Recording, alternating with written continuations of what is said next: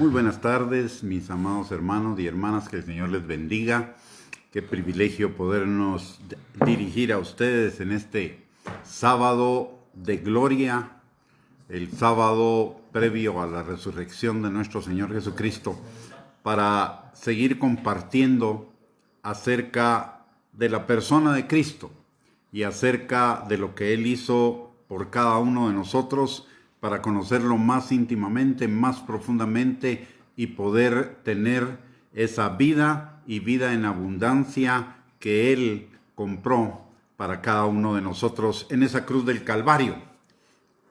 Y hoy quiero compartir como complemento a lo que compartíamos anoche con el apóstol Romeo, de las 7 últimas palabras, frases, oraciones que el Señor Jesucristo compartió en la cruz del Calvario. Quiero hablar específicamente de una que tiene una importancia trascendental para nuestra vida como creyentes y como hijos de Dios.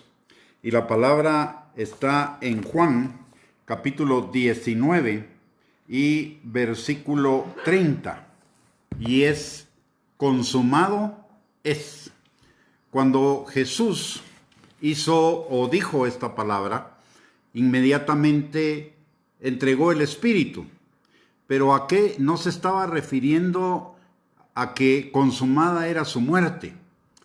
Esta palabra se refería a que consumado era el propósito por el cual Él había venido aquí a la tierra. Se había despojado de su gloria, se había hecho hombre y como hombre se había hecho siervo. Y ese propósito, si bien incluye el perdón de pecados y el que podamos tener vida en Jesús después de nuestra muerte física, implica muchísimo más allá de eso. Implica que tenemos vida eterna. Y vida eterna no solo significa vida después de la muerte física, vida eterna significa una calidad de vida que usted y yo podemos tener acceso el día de hoy y que implica muchísimas cosas. Por ejemplo, en principio, y lo más importante es el perdón de pecados, que seamos salvos. Para esto vino el Hijo de Dios, para que fuéramos salvos por Él. Ahora bien, dentro de la salvación están incluidas una enorme cantidad de cosas.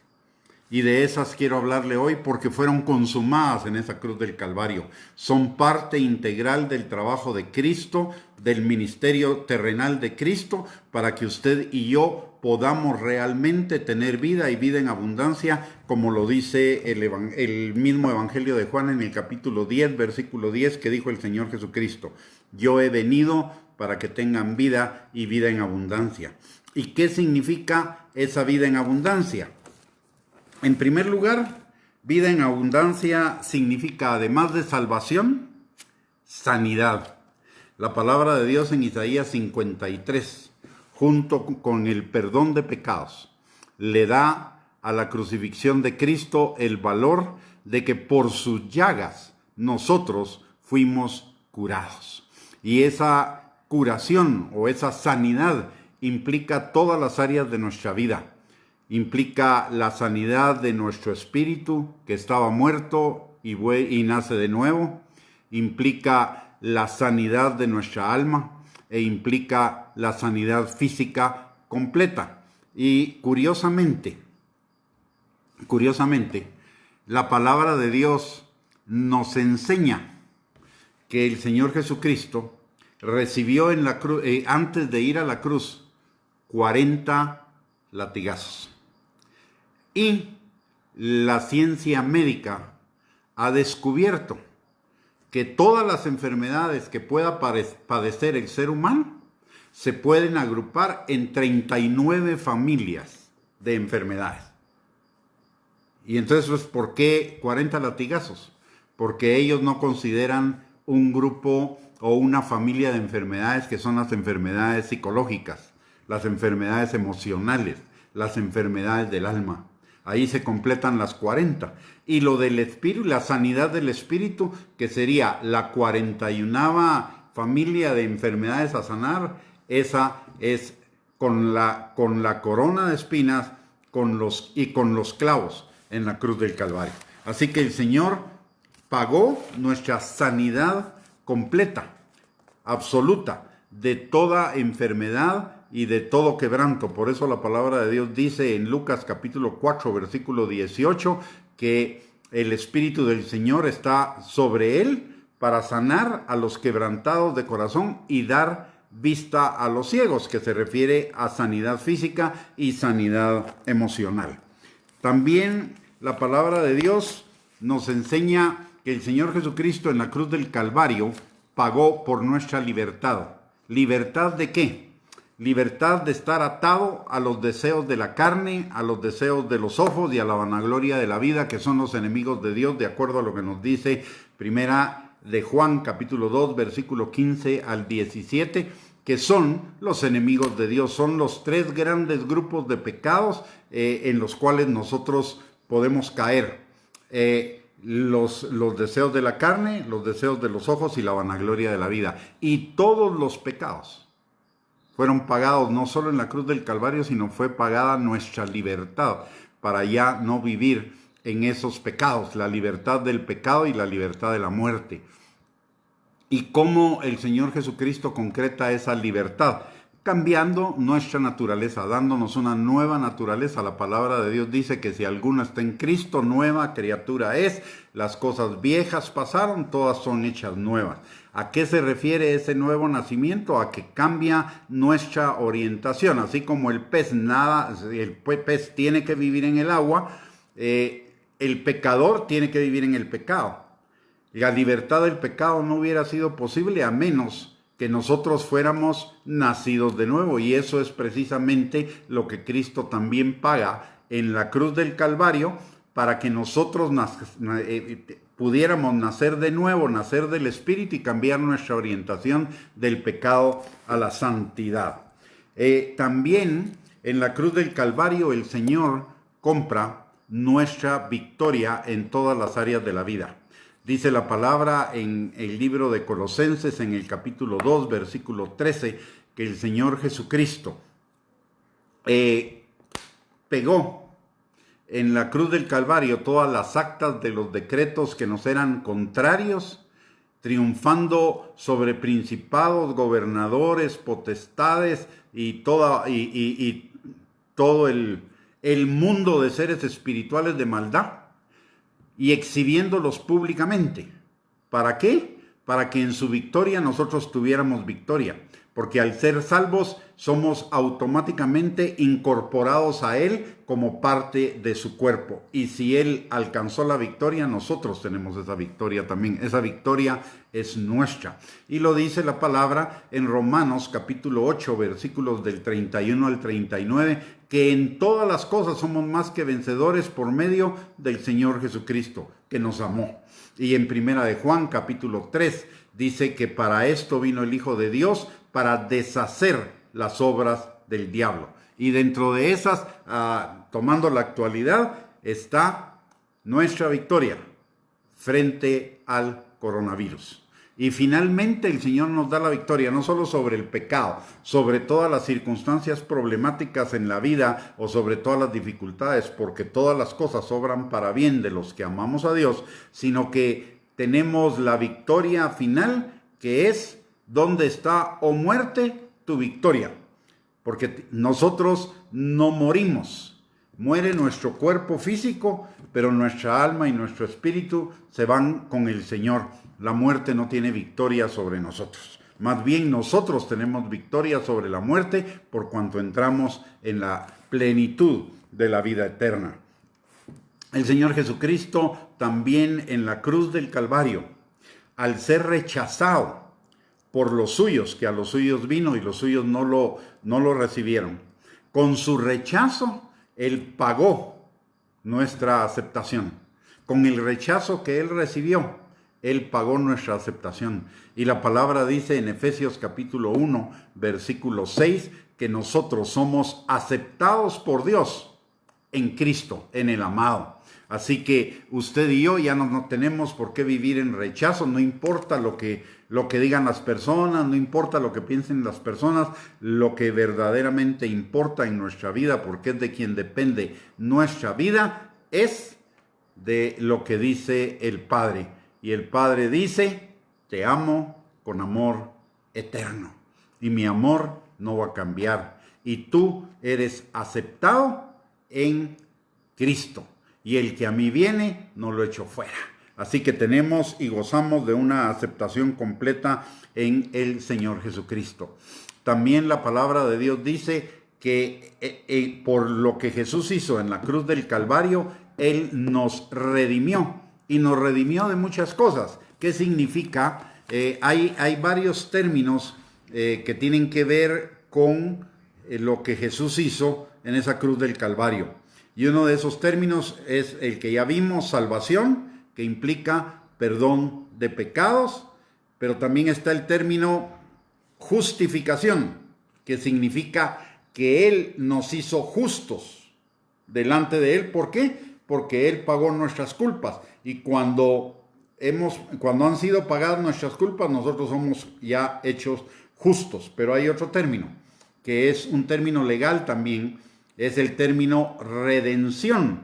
¿Y qué significa redención? Significa que el Señor pagó el precio para recuperarnos. Nosotros éramos esclavos del diablo, y el Señor pagó el precio para comprarnos en ese mercado de esclavos del diablo y trasladarnos al reino de su amado Hijo Jesucristo. Por eso la palabra de Dios dice que el Señor nos trasladó de la potestad de las tinieblas al reino de Cristo, porque nos redimió, nos compró, y fuimos comprados no por dinero, no por oro, no por plata, sino por la preciosa sangre de Cristo. Y eso tiene un valor impresionante. Eso nos da una identidad de cuán valiosos somos a los ojos de Él. No importa lo que diga la gente, no importa que la gente no nos vea como personas valiosas, pero para Dios somos valiosos. Él pagó el mayor precio que podía pagar por una persona, o que se puede pagar por una persona. Lo pagó con su propia vida, con su propia sangre. Para Dios somos valiosos. No importa si somos imperfectos, no importa si todavía no hemos llegado a ser lo que deberíamos ser, ya no somos lo que éramos, pero aún así, para Él somos valiosos. Y hoy con mayor razón que antes, porque fuimos valiosos para Él cuando éramos sus enemigos. Él nos compró cuando éramos sus enemigos. Cuanto más ahora que somos sus hijos, no somos valiosos para Él. Somos tan valiosos que la palabra de Dios dice en una parábola, en una alegoría, en una imagen, que si él tiene 100 ovejas, si un pastor tiene 100 ovejas y una de las ovejas se pierde, deja las 99 para ir a buscar esa oveja que se perdió. Y cuando la encuentra, hace fiesta. ¿Y eso por qué es? Porque somos valiosos para Dios. Hay mucho creyente que no se siente valioso porque su líder no se lo dice, o porque la gente que tiene a su alrededor no se lo dice, o porque su jefe en el trabajo le dice que no sirve, que no hace bien las cosas. Miren, en Cristo Jesús somos valiosos, tan valiosos que Él derramó hasta la última gota de su sangre y hasta su último aliento de vida para que usted y yo estuviéramos en Él. Fuéramos sus hermanos, hijos de Dios, coherederos con Cristo y herederos de Dios. Y eso es maravilloso. No tiene que estar buscando su identidad en cuanto tiene, en posesiones materiales, en cuánto sabe o en qué posición ocupa en su trabajo o en la sociedad. Nosotros tenemos la posición más alta que cualquier persona puede tener. Estamos sentados con Cristo Jesús en los lugares celestiales. a la derecha del Padre. Ya lo estamos en posición. Solo falta que eso se concrete en el momento en el cual nos vayamos con el Señor. Pero ya lo estamos, ya somos valiosos para Él, ya estamos sentados con Cristo en los lugares celestiales. Mire, una posición, aún una posición eclesiástica, como puede ser pastor, evangelista, apóstol, maestro, profeta o cualquier otra que se le ocurra. Ninguna de ellas es más importante que ser hijo de Dios. Ser hijo de Dios es el mejor título, la mejor calificación que usted y yo podemos tener. Los títulos ministeriales solo indican una función, pero el ser hijo de Dios indica una relación, indica una posición en Él. Así que usted y yo no tenemos que andar rogando que nos reconozcan identidad o andar buscando que ser reconocidos por nadie, porque ya fuimos reconocidos por el único y el más importante de todos. Fuimos reconocidos por el Padre, que envió a su Hijo para que usted y yo fuéramos salvos. Y déjeme decirle algo más, para que usted y yo fuéramos sus hijos. Y ese es otro beneficio de lo que Cristo hizo en la cruz del Calvario. Por lo que Él hizo en la cruz del Calvario, la palabra de Dios dice que a los que creen en su nombre les dio potestad de ser hechos hijos de Dios. Y somos hechos hijos de Dios de las dos formas posibles en que podemos serlo, para ejemplificarnos. El Señor usa esas dos formas para ejemplificarnos qué tan importantes y valiosos somos para Él como hijos. La primera, dice la palabra en primera de Pedro, capítulo 1, versículo 23, que fuimos engendrados por la palabra de Dios, que por la simiente incorruptible de la palabra de Dios, que vive y permanece para siempre.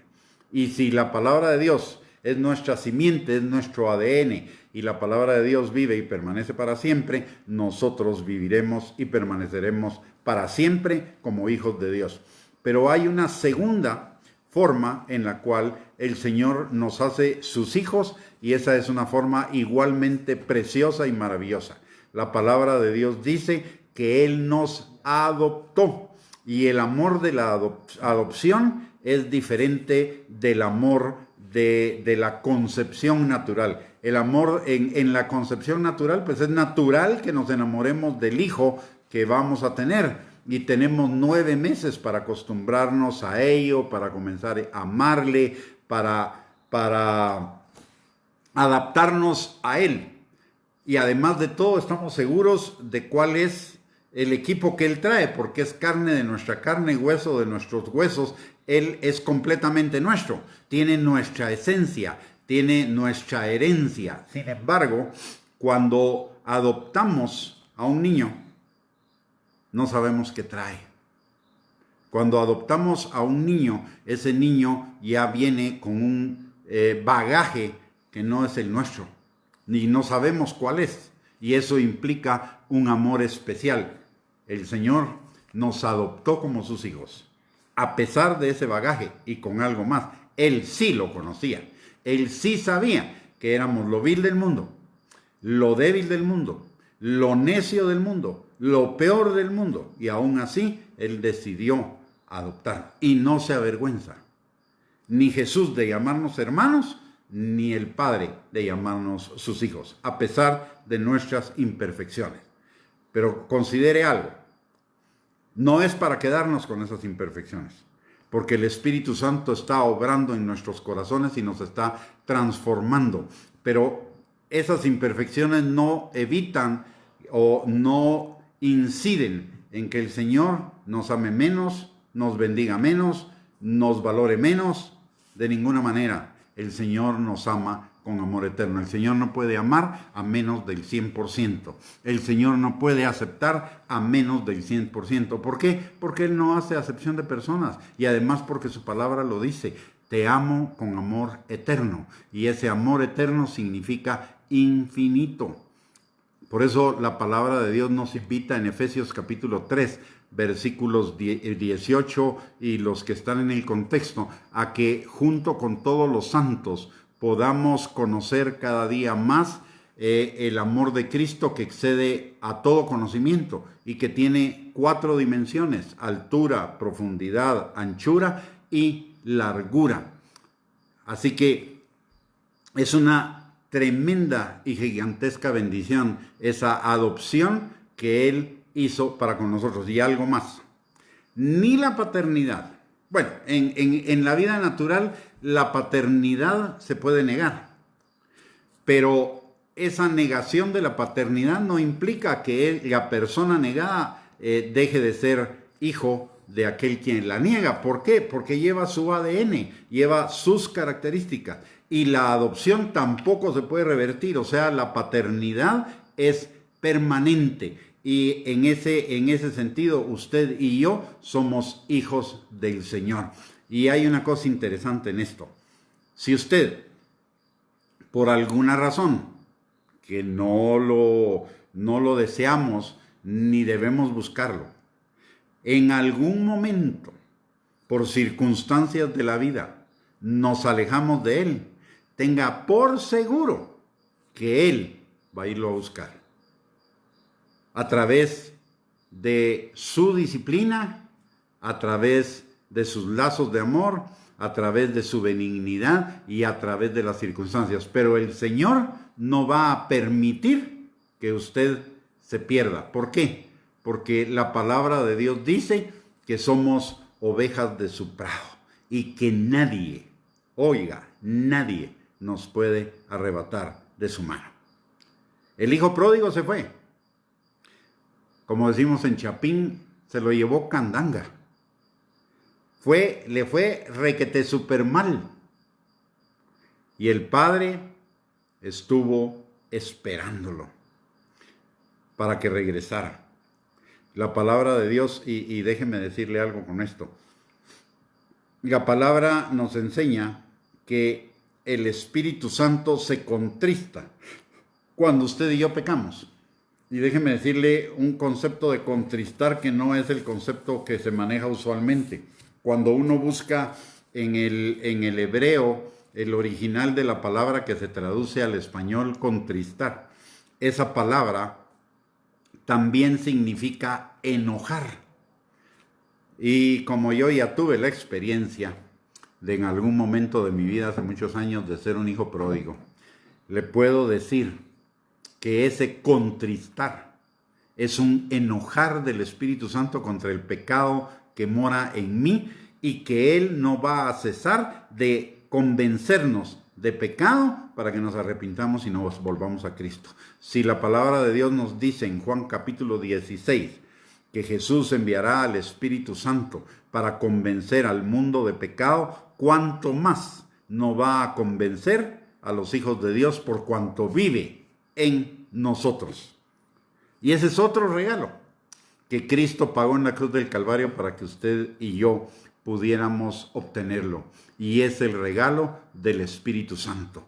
La palabra de Dios dice que cuando somos salvos somos hechos templos del Espíritu Santo. El Espíritu Santo viene a morar en nosotros. ¿Y qué hace el Espíritu Santo con nosotros? El Espíritu Santo nos guía, nos enseña, nos redarguye, nos ayuda en toda nuestra debilidad, nos recuerda la palabra del Señor y además intercede por nosotros. Y este es un punto también que es un regalo que viene con la salvación.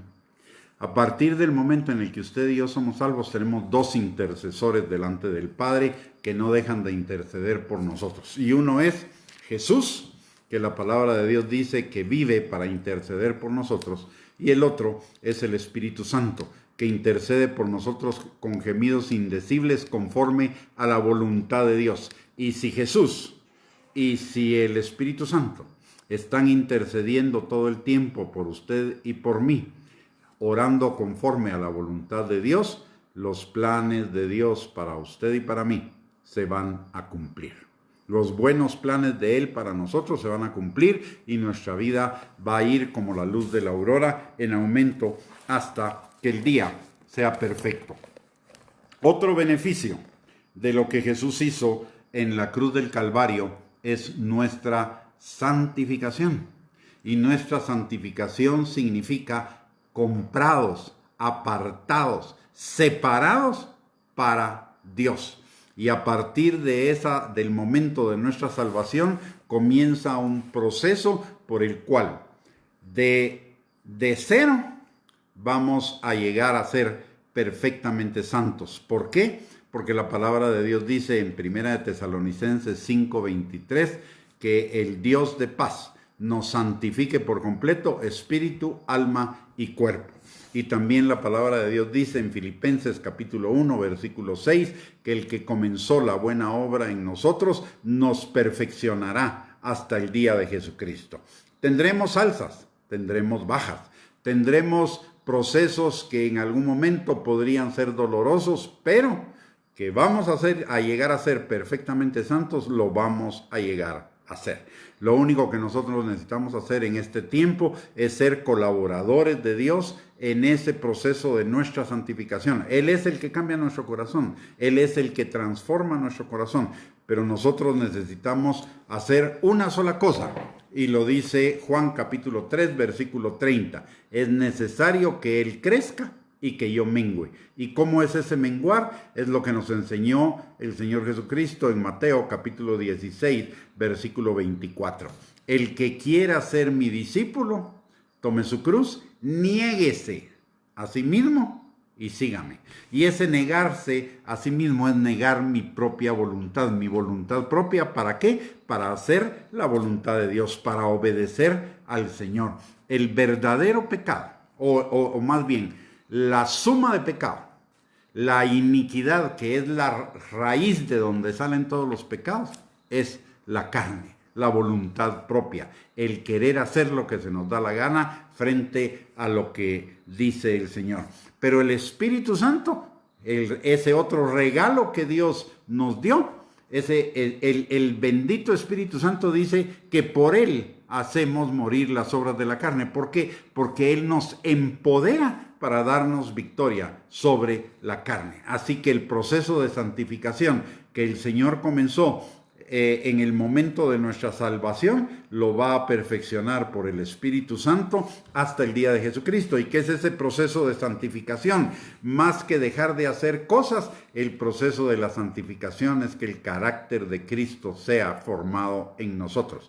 Y la palabra de Dios nos dice en 2 Corintios capítulo 3, versículo 18, que el Espíritu Santo nos lleva de gloria en gloria, transformándonos en la imagen de Cristo, formando el carácter de Cristo en cada uno de nosotros. Es un proceso permanente en el cual nosotros somos colaboradores de Él. Otro privilegio, otro regalo que el Señor nos dio como parte de la salvación en Cristo Jesús, en esa cruz del Calvario, es que, si usted se recuerda, la palabra de Dios nos dice que cuando Él entregó el Espíritu, el velo del templo se rasgó de arriba hacia abajo.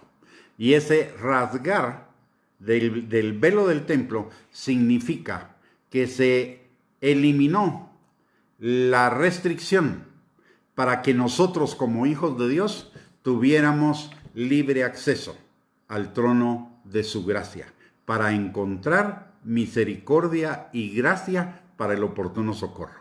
Y misericordia significa perdón, gracia significa bendición. Así que tenemos libre acceso con el Padre. El Padre nunca está tan ocupado como para no ponernos atención.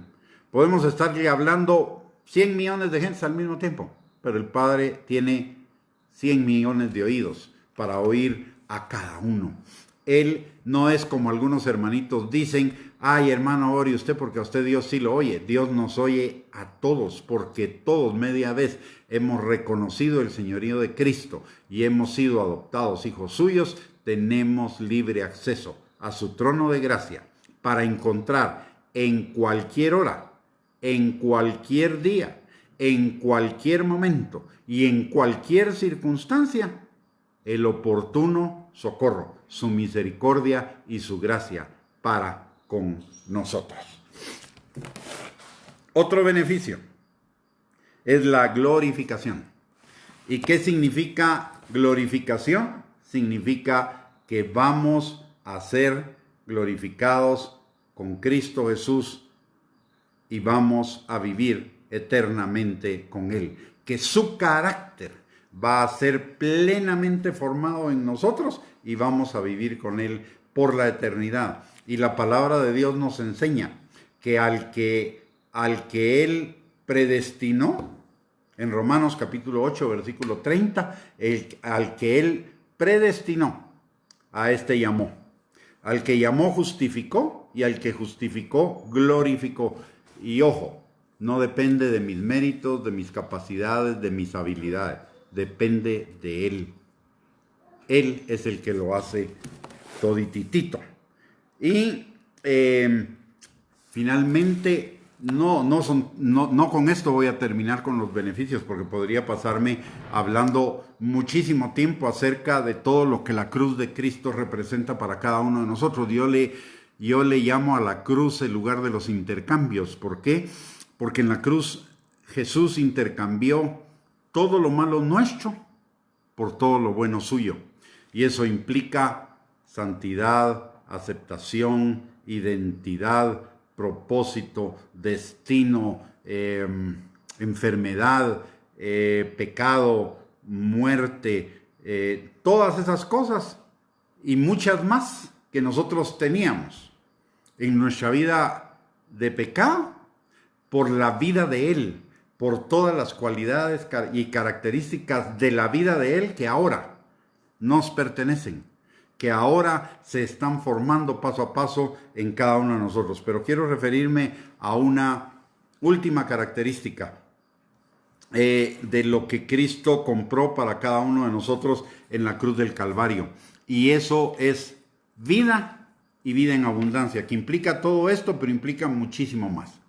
La palabra de Dios dice en Juan capítulo 3, versículo 2, Hijo mío, yo deseo que tú seas prosperado en todas las cosas y tengas salud, así como prospera tu alma. Y prosperado en todas las cosas significa abundado, ir de menos a más en todo, en mi carácter, en mis emociones, en mi vida y mi relación con el Señor, en mi vida familiar, en mi vida laboral, en mis finanzas, en todos los aspectos y en todas las áreas de nuestra vida. Jesús vino y porque el Padre está interesado en eso, para que usted y yo tuviéramos abundancia y prosperidad. Abundancia y prosperidad significa bienestar, significa una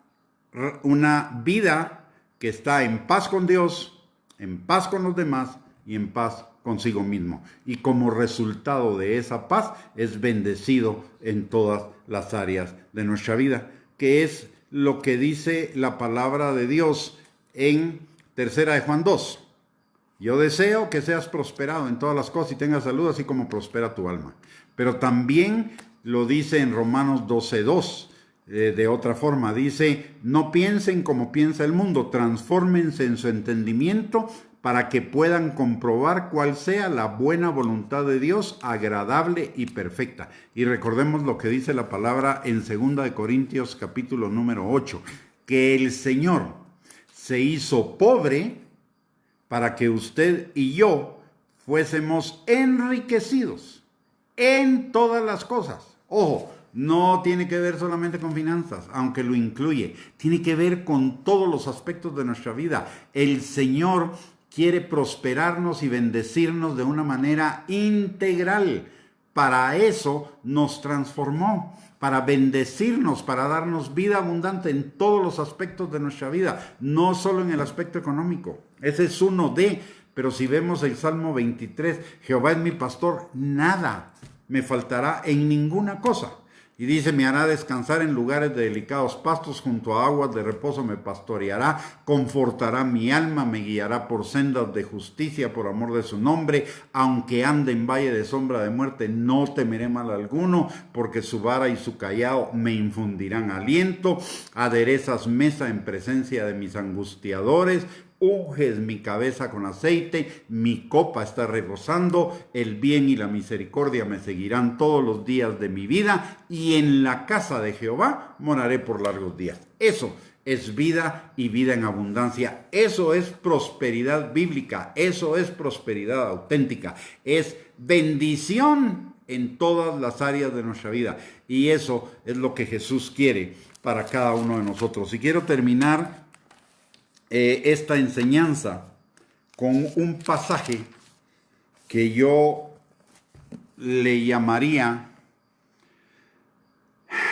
un himno a nuestra libertad, un himno a nuestra salvación, un himno de victoria para nuestra vida. Y eso está en Efesios, en el capítulo número 1, versículo 1 al 14, que sintetiza todo lo que el Señor hizo para cada uno de nosotros en la cruz del Calvario. Y leamos lo que la palabra de Dios dice. Versículo Efesios, capítulo 1, versículos del 13 al 14. Dice, bendito sea el Dios y Padre de nuestro Señor Jesucristo, que nos bendijo, no nos va a bendecir, nos bendijo con toda bendición espiritual en los lugares celestiales en Cristo Jesús, según nos escogió en Él antes de la fundación del mundo, para que fuésemos, para que llegásemos a ser santos y sin mancha delante de Él. En amor, habiéndonos predestinado para ser adoptados hijos suyos por medio de Jesucristo, según el puro afecto de su voluntad, no según nuestros méritos, ni habilidades, ni capacidades, ni obras, sino según el puro afecto de su gracia, de su voluntad, para que fuéramos para la alabanza de la gloria de su gracia. ¿Y cómo somos para la alabanza de la gloria de su gracia? Muy simple. Miren esto. Miren a este que era lo vil del mundo, lo peor del mundo, lo débil del mundo, lo que no valía. Miren lo que yo hice con él. Miren la transformación que yo he hecho con él. Miren la nueva criatura que es él. Y eso es para la gloria, eso significa para la alabanza de la gloria de su gracia. Con la cual nos hizo aceptados, aceptables en el amado, en Jesús, en quien tenemos redención por su sangre, el perdón de pecados, según las riquezas de su gracia, que hizo sobreabundar para con nosotros en toda sabiduría e inteligencia, dándonos a conocer el misterio de su voluntad, según su beneplácito, el cual se había propuesto en sí mismo de reunir todas las cosas en Cristo, en la dispensación del cumplimiento de los tiempos, así las que están en los cielos como las que están en la tierra. En él, asimismo, tuvimos herencia, habiendo sido predestinados conforme al propósito del que hace todas las cosas según el designio de su voluntad, a fin de que seamos para alabanza de su gloria, nosotros los que primeramente esperábamos en Cristo. En él también vosotros, habiendo oído la palabra de verdad, el evangelio de vuestra salvación, y habiendo creído en él, fuisteis sellados con el Espíritu Santo de la promesa, que es las arras, el anticipo, la garantía de nuestra herencia, hasta la redención de la posesión adquirida para alabanza de su gloria. ¿Se da cuenta qué maravilloso esto? Y si usted analiza bien este pasaje, nosotros no tenemos nada que ver ahí. Todo lo hace Él. ¿Por qué? Por su gracia, por su amor, porque Él le plació hacerlo. Para Él es un placer que usted y yo seamos sus hijos. Para nosotros debería ser un placer ser sus hijos y tener comunión con Él.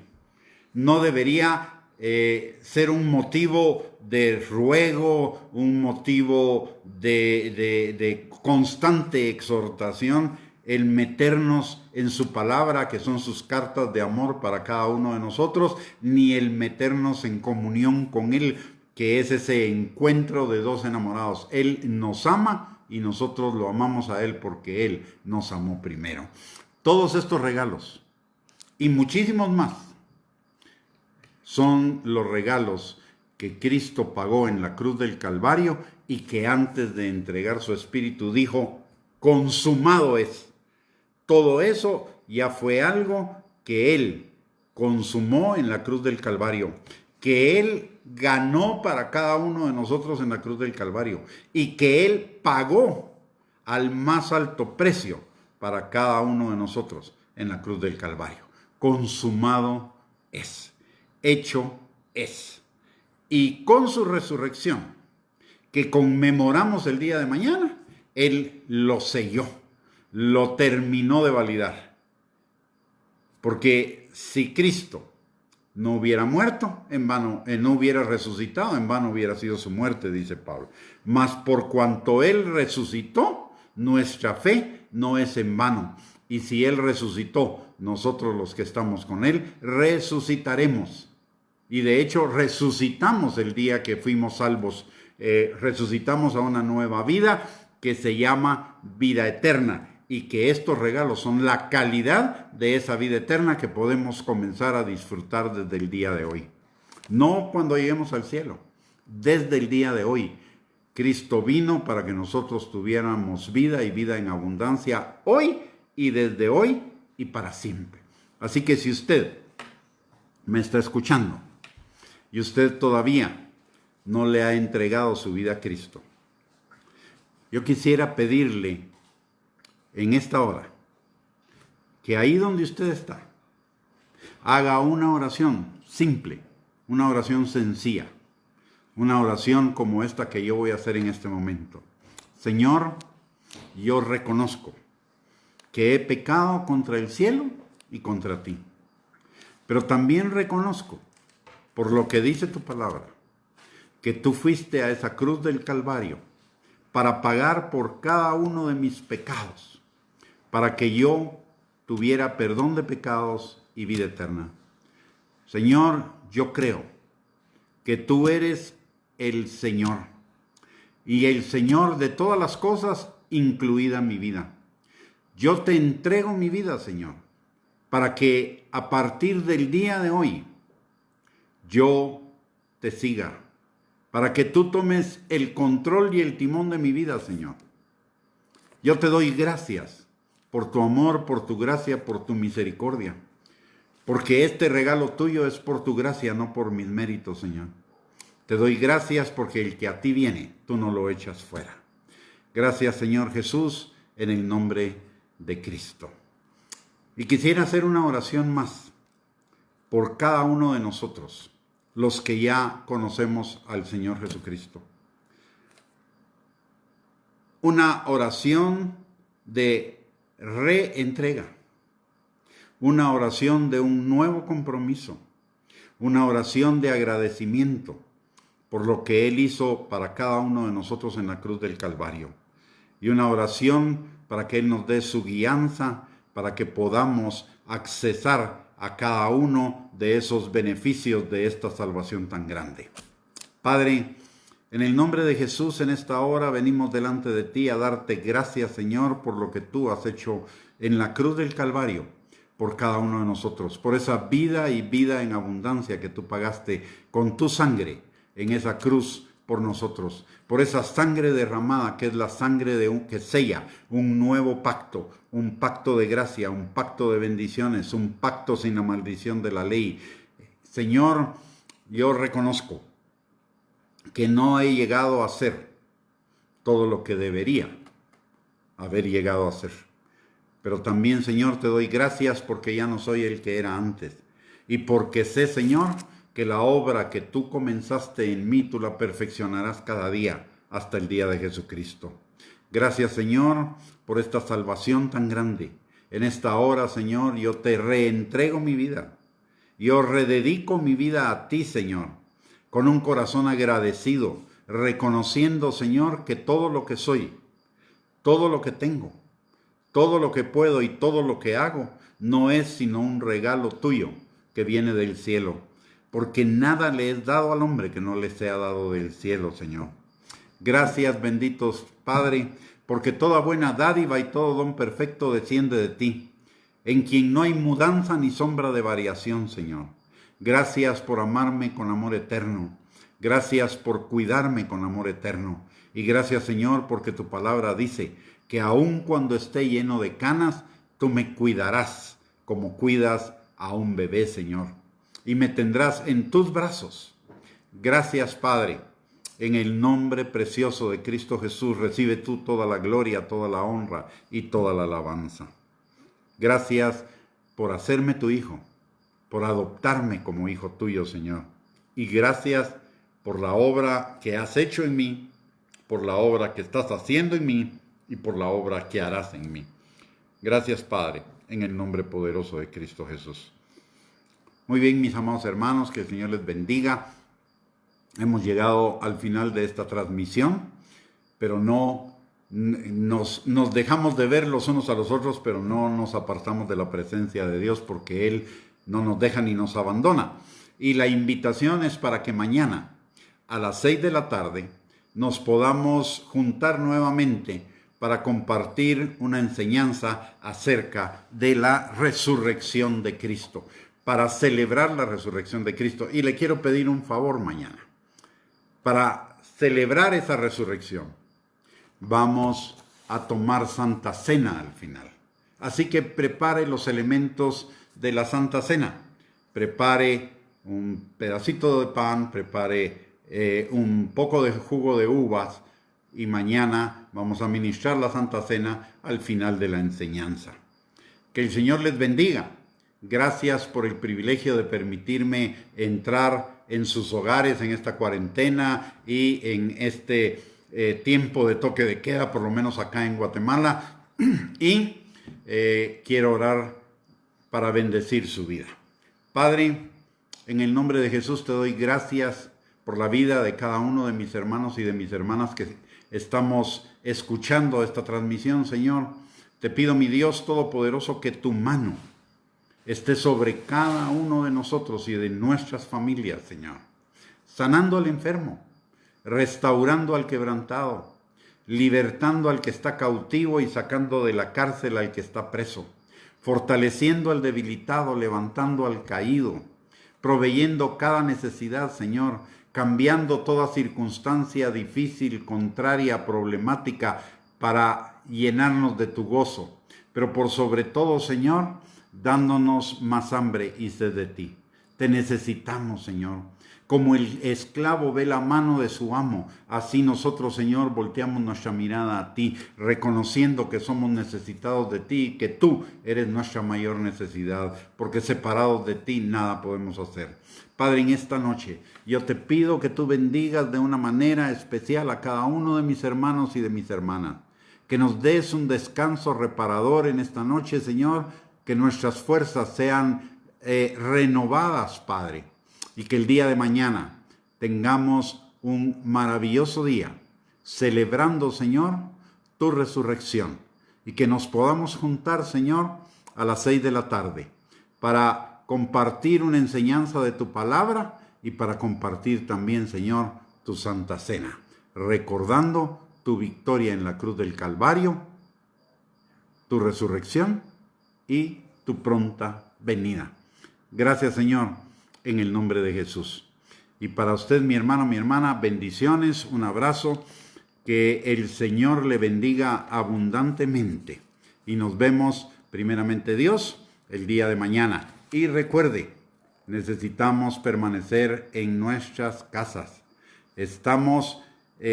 La fe no es presunción, la fe también es prevención y estamos en etapa de prevención.